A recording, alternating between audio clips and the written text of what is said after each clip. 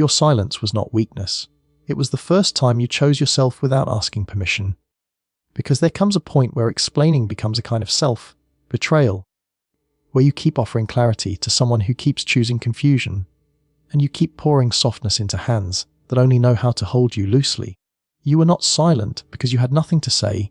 You were silent because you finally understood that the right person never needs you to beg for basic decency, and the wrong person will turn every word you speak into another opportunity to delay, deflect, and keep you emotionally available without ever being fully present. I know what it feels like to reach for your phone with trembling hands, to type a message that tries to sound calm while your chest is screaming, to rewrite the same sentence 10 times because you are terrified of being too much, and still, somehow, you keep getting "not now, I'm busy." You're overthinking, as if your longing is a problem to be managed instead of a love to be honored. And the hardest part is this: you start believing that if you can just find the perfect words, the perfect tone, the perfect timing, they will finally understand. But love is not a riddle. Consistency is not a mystery. And someone who truly wants you does not make you feel like you have to earn their basic effort by performing your pain politely. Your silence was the moment you stopped negotiating your worth, because chasing can look like loyalty, but it feels like panic, and it slowly trains your heart to accept scraps as if they are meals. You weren't asking for a grand gesture. You were asking for presence, for accountability, for a relationship that didn't make you feel like you were always one wrong sentence away from losing them. And when you kept asking in good faith, when you kept being patient, when you kept giving them the benefit of the doubt, you weren't weak, you were human. You were hoping, you were loving. But there is a line, and once you cross it, you realize you are no longer loving them, you are abandoning yourself. So when you went quiet, it wasn't a game, it was a boundary. It was you refusing to audition for love. It was you realizing that your heart cannot be a customer service desk, open 24 hours a day, taking complaints, accepting delays, and thanking someone for doing the bare minimum. Silence is what happens when you finally accept that you cannot talk someone into valuing you. You cannot communicate your way into being chosen by someone who prefers the comfort of distance over the responsibility of intimacy. And listen, silence does not mean you didn't care. Silence means you cared enough about yourself to stop bleeding in front of someone who kept watching you bleed and calling it too intense. Silence means you stopped handing them your emotional energy like it was endless. It means you stopped rewarding inconsistency with access. It means you stopped turning your dignity into a bargaining chip. Because every time you begged for clarity, you taught them a dangerous lesson, that you would keep coming back, that you would keep softening your standards, that you would keep accepting uncertainty, as long as they gave you a little bit of hope. Your silence was a turning point, because it removed their favorite comfort, the comfort of knowing you would always be there, even when they gave you half of themselves. For a long time, they could take space, disappear, return, and still find you waiting, still find you understanding, still find you ready to patch things up. And maybe they weren't doing it to be cruel. Maybe they were just afraid. Maybe closeness overwhelms them. Maybe they don't know how to hold love without feeling trapped. But your healing is not supposed to be their cushion. Your patience is not supposed to become their excuse. Your love is not supposed to become the place where they hide from growth. When you stopped fighting for them, you didn't give up. You stopped carrying a relationship alone. You stopped doing the emotional labor for two people. You stopped translating silence into meaning and distance into maybe, and broken promises into potential. You chose the kind of self-respect that doesn't shout, it simply moves. Because there is something terrifyingly powerful about a person who no longer needs to be understood by someone who keeps misunderstanding them on purpose. There is something unshakable about a person who finally says, without words, I will not be treated like a convenience. And that is why silence hits an avoidant differently, because they can argue with your words, they can twist your sentences, they can label your feelings as drama, they can promise change soon, they can buy time with half apologies and vague reassurance. But they cannot negotiate with your absence. They cannot charm their way out of the space you left behind. They cannot control the story when you stop participating in the cycle. Your silence becomes a mirror. And in that mirror they see the truth they were trying not to face, that you were the stable one. You were the steady one. You were the one who kept returning with love. And now you are the one who is gone. So if part of you is still tempted to send one last message, one last explanation, one last, I just want closure. I want you to understand what you are really reaching for. You are reaching for relief. You are reaching for the moment where they respond in a way that finally makes your nervous system unclench. But relief that depends on their reply is not peace, it's dependence. Peace is what happens when you can sit in the quiet and still know you did the right thing. Peace is what happens when you stop treating their attention like oxygen. Peace is what happens when you let the silence do what your paragraphs never could. Because your silence says, I loved you, but I love me too. It says, I will not compete with your fear. It says, I will not shrink my needs until they become invisible. It says, I am not here to convince you.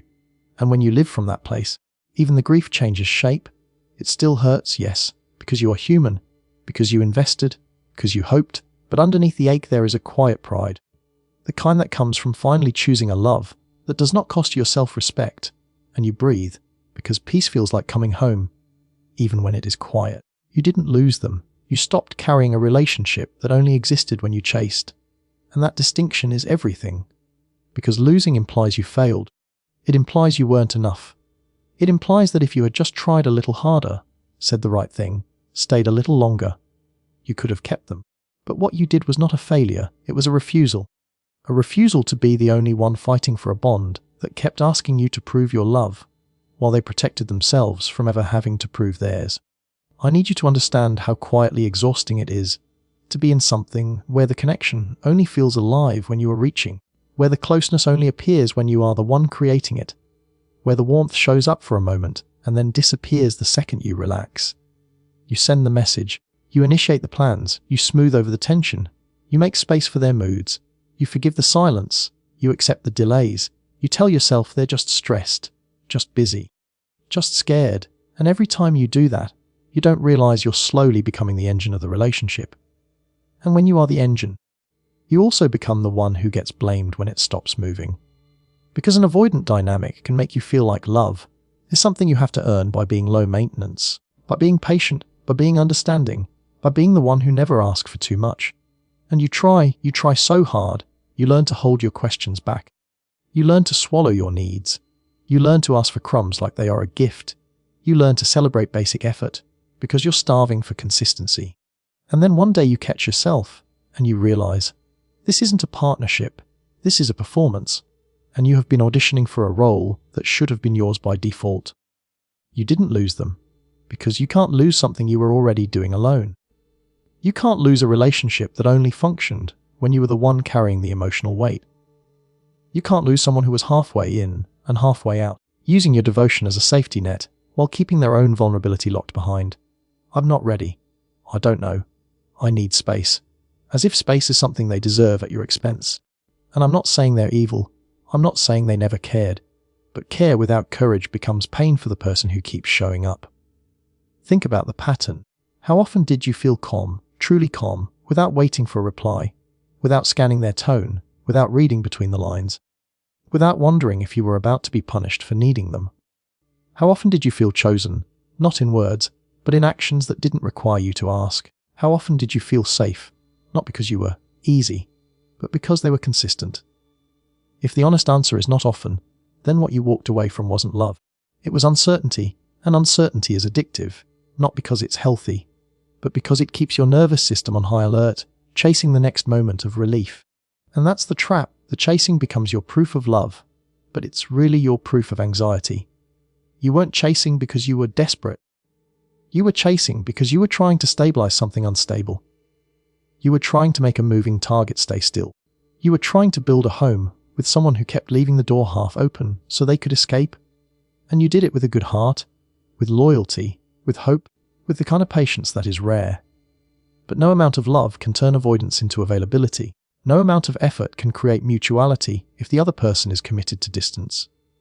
So when you stopped, when you finally let your hands drop, when you finally said, well, I'm not going to keep initiating my own heartbreak, that wasn't you losing them, that was you refusing to lose yourself. Because the real loss was happening quietly while you stayed. The loss of your confidence, the loss of your peace, the loss of your voice, the loss of your standards, the loss of that version of you who used to feel secure in love. And you don't get awards for suffering silently in something that keeps you small. There is a grief that comes with walking away, not because you miss the pain, but because you miss the potential. You miss what you hoped it would become, You miss the few moments where they were soft, where they were close, where you saw a glimpse of the person you wanted them to be. And that's what keeps people stuck. They don't stay for what is, they stay for what could be. But potential is not a relationship, and hope is not a plan. And the version of them you keep loving in your head does not get to replace the version of them that keeps showing up in real life. You stop carrying it, and that is why it feels like everything fell apart. Because when one person is doing the lifting, the moment they put it down, the truth becomes obvious. It's like you finally stopped holding the door open, and the silence tells you whether they were ever coming through. It's like you finally stopped watering a plant that never grew roots, and you realize you were keeping it alive with your own blood. And yes, that hurts, because you invested, you believed, you tried.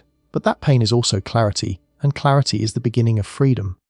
And here is the part you need to let sink into your bones. If someone only shows up when you chase, they are not showing up for you. They are showing up for the comfort of being wanted. They are showing up to calm their guilt, to soothe their fear of abandonment, to keep the option alive. But when you stop chasing, when you stop initiating, when you stop being the one who bridges every gap, it forces a decision. Either they step toward you with real effort, or they fade. And if they fade, it was never mutual, it was never balanced, it was never built to hold your heart. Your leaving is not a punishment, it's a diagnosis. It reveals what was real. It reveals what was one-sided. It reveals who was committed and who was coasting. And I know the mind wants to blame you. It wants to replay every moment. It wants to ask, was I too emotional, too needy, too intense? But needing love is not a flaw. Wanting consistency is not a crime. Asking to be treated with care is not too much. The only thing that was too much was the amount of you that you kept giving to someone who was only willing to meet you halfway on their best day. So don't call it losing, call it choosing. You chose to stop chasing. You chose to stop begging. You chose to stop explaining. You chose to stop carrying. And in that choice, you didn't become colder, you became wiser. You didn't become heartless, you became honest. You didn't become distant, you became free. And that freedom is not loud, it's quiet. It's the quiet of a heart that finally realizes it deserves to be held without having to hold everything together alone. Leaving without a fight is not you being cold. It is you finally being clear, because there is a difference between love that communicates and love that negotiates its own dignity. For so long, you thought fighting meant caring. You thought explaining meant commitment. You thought staying in the conversation even when it broke you meant you were strong. But the truth is, there comes a moment where fighting stops being love and starts being proof that you will tolerate anything. And that is the moment a boundary is born. Not the kind that shouts, not the kind that humiliates, but the kind that quietly says, I will not keep bleeding just to keep you comfortable. A boundary is not a threat, it is a decision. It is the point where you stop arguing for what should be basic, where you stop begging for what should be natural, where you stop turning your pain into a paragraph that someone skims and forgets. A boundary is what happens when you realize that your heart deserves more than maybe, more than later, more than I don't know. And when you leave without a fight, you are not being dramatic, you are being honest. You are admitting that you have already tried, you have already spoken, you have already given chances, and the only thing left to do is to stop participating in a dynamic that keeps teaching the other person they can keep you without truly showing up. Because the fight you wanted to have was never really a fight, it was a reach. It was you trying to reach their tenderness, trying to reach their accountability, trying to reach the version of them you kept believing was in there. You weren't trying to win, you were trying to be met. You were trying to feel chosen. But every time you reached, they stepped back, or they offered just enough to keep you hoping, just enough to keep you attached, just enough to keep you from leaving. And that is why leaving without a fight becomes so powerful, because it removes the bargaining table. It removes the last chance for them to distract you with promises, to soften you with crumbs, to pull you back with a moment of warmth that disappears the moment you relax. You did not leave because you didn't have words. You left because words were no longer working. You left because your emotions were being treated like a negotiation, and you were tired of negotiating for basic consideration. You left because every conversation kept ending in the same place, you feeling like you asked for too much, them feeling like they gave enough. You left because you realized you could keep talking forever and still not be held. And that is what boundaries do. They stop the cycle. They refuse to be managed by someone else's comfort. They protect the part of you that kept shrinking to fit inside a relationship that only had room for half of your needs. When you leave without a fight, the other person loses the easy story. They can't tell themselves you were too emotional if you didn't explode. They can't tell themselves you were crazy if you didn't beg. They can't tell themselves you were needy if you didn't chase. Your quiet departure removes their favorite defense, which is making your feelings the problem, and suddenly the spotlight turns to what they did or what they didn't do. Suddenly, there is no argument to hide behind, no drama to blame, no messy scene to use as proof that you were the reason it ended. There is only the silence, and in that silence, the truth becomes louder than any confrontation. This is why boundaries expose regret, because regret isn't always about missing you at first. Sometimes it's about missing the access they had to you. The comfort of knowing you would always try again, the relief of believing you would always return with softness, even when they gave you uncertainty. They get used to your presence like it's a guarantee. They get used to your forgiveness like it's automatic. They get used to your love like it's a resource that never runs out. And then you draw a line without shouting, and that line changes everything. Because they expected a fight, they expected you to plead, they expected you to stay emotionally available even while you were hurt. They expected you to keep the door open, even if they only visited when it suited them. But a boundary closes the door, not with rage, with reality. It tells the nervous system inside you, the part that kept panicking, the part that kept waiting, the part that kept rehearsing conversations, you are safe now. You are no longer living on the edge of someone else's mood. You are no longer trying to earn love by being smaller. And yes, it aches, because boundaries always cost something. They cost the fantasy that if you just do it differently, they will finally choose you fully. They cost the hope that the next conversation will be the one that changes everything. They cost the comfort of familiarity, even if that familiarity was painful.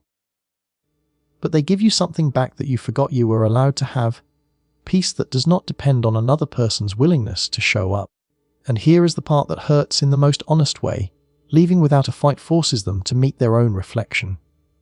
When you don't argue, they don't get to feel powerful. When you don't chase, they don't get to feel needed. When you don't demand, they don't get to feel overwhelmed. Your calm departure doesn't give them a role to play, so they are left with themselves, with their choices, with their distance, with the moments they dismissed you, with the times they knew you were hurting and still did nothing. And that's when regret begins to form, not always as tears, not always as apologies, sometimes as a quiet heaviness, a late night thought they can't outrun, a moment where they reach for you and realize the space is real. You might not see it, you might never hear them admit it, because avoidant regret often hides behind pride, behind silence, behind "I'm fine." But it shows up in the way your absence starts to feel permanent. It shows up when they realize they can't reset you with a single message anymore. It shows up when they understand that you didn't leave impulsively. You left deliberately, after trying, after hoping, after giving more than you should have had to give. And that is the most painful truth for someone who relied on your softness. Your boundary proves you were not trapped. You were choosing, and now you are choosing yourself. So if you're sitting with that strange mix of sadness and strength, if part of you still wonders whether you should have fought harder, I want you to reframe what fighting would have actually meant. It would have meant another round of you explaining your worth to someone who benefited from misunderstanding it. It would have meant another moment of you reaching while they stayed protected. It would have meant you teaching them again that your limits are flexible, that your pain can be negotiated, that you will keep returning even when you are not being met. And you didn't do that this time. You did something braver. You placed a boundary where your heart had been begging for one. And you let the silence carry the truth, that your words were tired of repeating, that you deserve consistency. You deserve effort. You deserve love that doesn't require you to fight for your place in someone's life. And you deserve to be chosen without having to disappear first, without having to become a lesson, without having to turn your absence into the only thing that finally makes them understand what they had, what they risked, what they kept taking for granted, what they assumed would always be there, what they didn't protect until it was no longer within reach, and what they will keep thinking about when the quiet gets too honest. The avoidant doesn't always regret the breakup first, because at the beginning, what they feel can look like relief, not because you didn't matter, but because closeness has always felt like pressure to them. When you love someone who avoids, they often experience intimacy like a spotlight, like expectations, like a responsibility they don't know how to hold without feeling trapped. So when the relationship ends, The first emotion can be space, breathing room, a quieter nervous system, a sense that the questions have stopped. And if you're the one who loved deeply, that can feel cruel, like you were disposable, but it's not always that simple. Because what comes next is not regret for the relationship. The way you regret it, it's regret for the access they assumed they would always have. They assumed you were a constant, the steady presence in the background, the person who would be hurt but still reachable, disappointed but still available. They assumed that even if you left, you would leave loudly, you would leave emotionally. You would leave with the door cracked open, because your love has always been generous like that. They assumed they could return when they were ready, when they missed you, when they felt lonely, and you would still be there to make it easy for them. And that assumption is what your silence destroys. An avoidant can live for a long time on the comfort of later. Later I'll explain, later I'll show up, later I'll be consistent, later I'll commit, later I'll do better. Later becomes a cushion, because it delays the moment they have to confront how their actions affect someone who loves them. But when you leave cleanly, when you don't fight, when you don't chase, when you don't negotiate, later disappears. And that's when the real discomfort begins, because they are forced to realize that time is not infinite, and access to you is never guaranteed. At first, they may still believe the old story, that you'll come back the way you always did, that your emotions will soften, that your boundaries will bend. They check their phone with a calm that looks like confidence, but it's often just habit, because they've been trained by the pattern that your love returns. They remember the times they pulled away and you reached, the times they went quiet and you tried harder, the times they offered a small amount and you accepted it as hope. And then one day, they notice something that shakes them. Your energy is different, not angry, not dramatic, just gone. That is when they start to feel something they don't know how to name. It's not just missing you, it's missing the emotional permission your presence gave them. Missing the reassurance that they could do the bare minimum and still be held. Missing the way your love made their life feel stable, even while they stayed emotionally guarded. Missing the ease of being wanted without having to fully open up, without having to fully risk. And when they reach for that comfort and it isn't there, it creates a quiet panic, because the one person who made their emotional world feel predictable is no longer available to them. This is why your silence becomes so powerful, because it doesn't invite negotiation. They can argue with your words, they can twist your feelings into too much, they can dismiss your needs as pressure. They can promise change in the future to calm you in the present, but they cannot bargain with an absence that stays firm. Your silence makes the cost real, and avoidant regret often begins at the exact moment they realize they can't casually re-enter your life anymore, not without consequence, not without effort, not without facing what they avoided. And here's the thing people don't talk about. Avoidant regret is rarely a dramatic confession. It's not always flowers at the door. It's not always a heartfelt message. It's not always an apology that finally makes sense. Sometimes it's a slow, private collapse of the story they used to protect themselves. They replay moments they once brushed off, the time you asked for clarity, the time you tried to talk, the time you looked tired, the time you went quiet before you left. They start to feel the weight of the emotional labor you carried, because now nobody is carrying it for them. And that weight is heavy, because it forces them to see how much you gave without being held the same way. They regret the access because access meant safety without vulnerability. It meant connection without responsibility. It meant you absorbing the uncertainty while they kept their options emotionally protected. And when you remove that access, you expose what was actually happening. They weren't just taking space. They were living in a relationship that depended on your patience more than their presence. They weren't just slow to open up. They were relying on your hope to keep the bond alive while they stayed comfortable behind distance. And when you stop providing that comfort, the reality becomes undeniable. They lost something rare, someone who loved them with steadiness, someone who tried to understand them, someone who stayed soft even when it hurt. That regret can show up in strange ways. They may suddenly watch your stories, check your social media, ask mutual friends about you, send a message that looks casual but isn't. They may test the waters with something small, because deep emotional accountability feels like stepping into a fire they don't know how to survive. They may say, "Hey, hope you're good," as if the whole history can be folded into a polite sentence. And if you don't respond, or you respond with calm distance, it hits them even harder, because they realize they no longer have the version of you that made it easy for them to avoid growth. If you do hear from them, remember this: Remorse is not the same as access, and missing you is not the same as being ready to change. Regret can be real and still not be enough to build a healthy relationship. Sometimes they regret losing the comfort you provided more than they regret the pain they caused. Sometimes they want relief from their loneliness, not responsibility for your heart. So your job is not to be moved by the emotion of the moment. Your job is to be loyal to what you learned. Because you learned what it feels like to love someone and still feel alone. You learned what it feels like to wait for effort.